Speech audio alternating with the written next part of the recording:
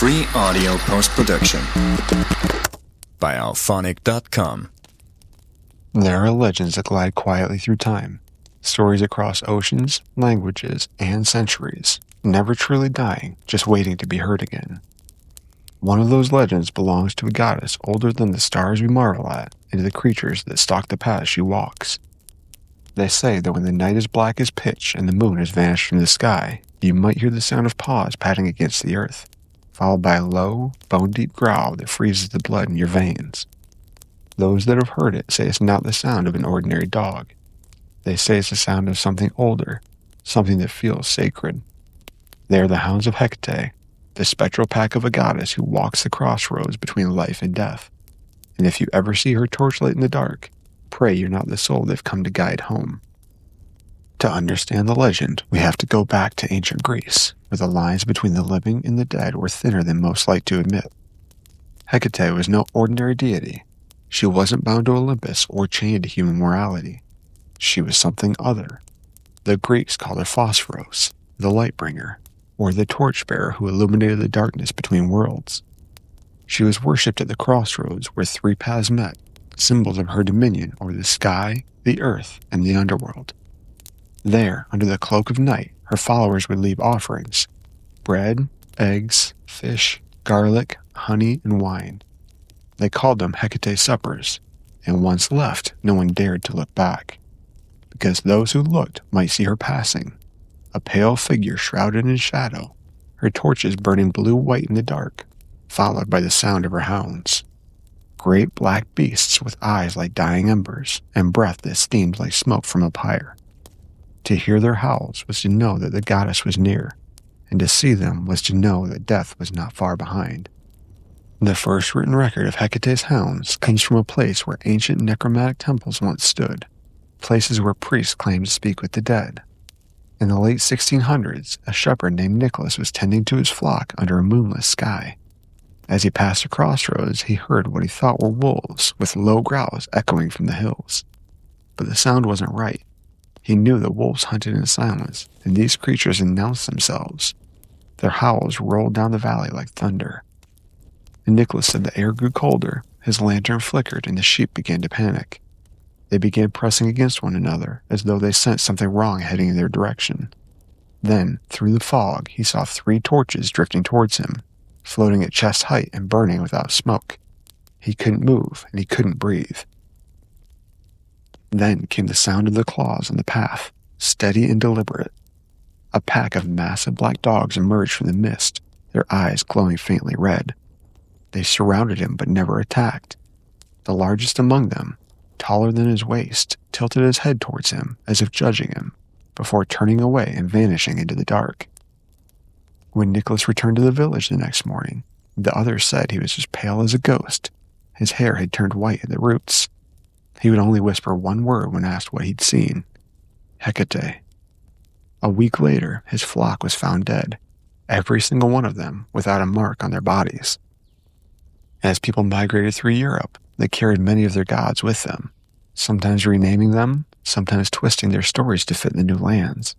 Hecate traveled quietly, reshaping herself into the shadows of other myths.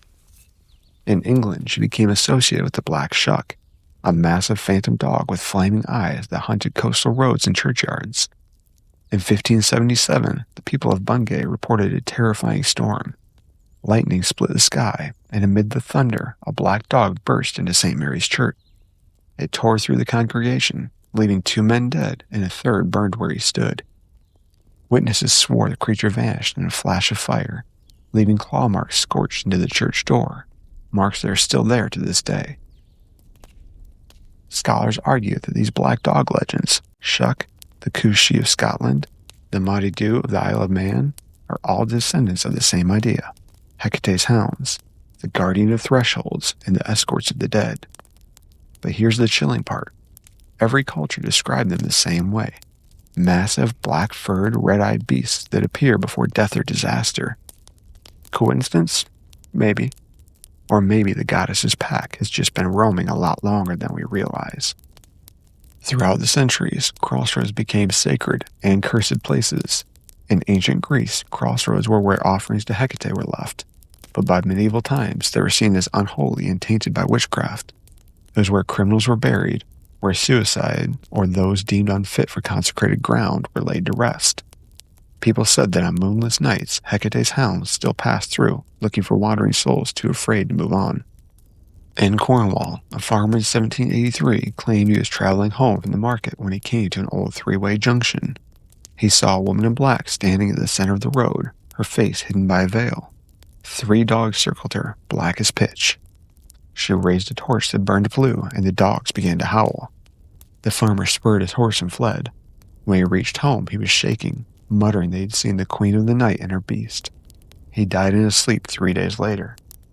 Since then, locals have called that spot Hecate's Gate, and they say that every few decades, travelers still hear the hounds howling there, their cries echoing through the fog. Legends rarely stay trapped in old books, and the stories of Hecate's hounds, they still surface today.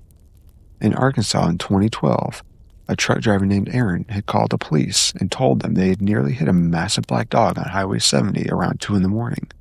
He slammed the brakes on and jumped out, flashlight in hand, but he found no animal, just paw prints on the road burned into the asphalt.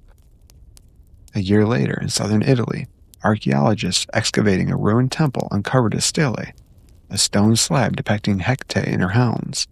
That night, 3 guards reported hearing dogs growling from the dig site.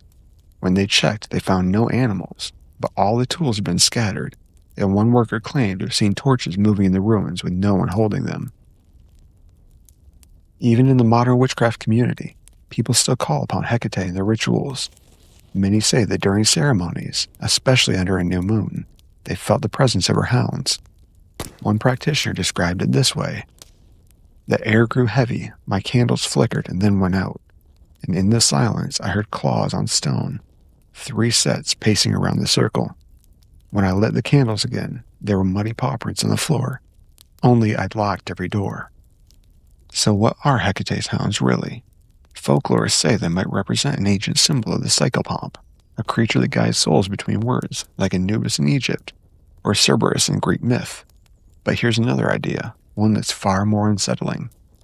Some believe that Hecate's hounds are not just her servants, they're the guardians of the veil itself. Their purpose isn't merely to collect souls, it's to keep the living from straying too far into the world of the dead. In that sense, when they appear before death or disaster, it isn't a curse, it's a warning. A reminder that the balance between worlds is fragile, and they are its enforcers. If the boundaries weaken, they appear to restore them. And if you're in the way, they make sure you never cross again. There's one final piece to this legend. The ritual said to summon or appease Hecate and her hounds. It's always done on the night of the new moon, when the world is at its darkest. You take bread, honey, and garlic, the old symbols of passage, and leave them at a crossroads just before midnight. You whisper your offering and then walk away without looking back. Because if you turn, if you look, you might see the 3 torches flicker in the dark, and behind them the gleam of eyes, low to the ground, watching you breathe. Some who have tried this claim they have heard heavy footsteps follow them home. Others never made it home at all. In rural Greece, there's still a saying whispered among the old folk: "When the dogs howl thrice, the goddess walks." And they mean it, because the hounds of Hecate don't just belong in a myth, they belong to now. And when they pass through our world, they leave silence and the faint smell of smoke behind.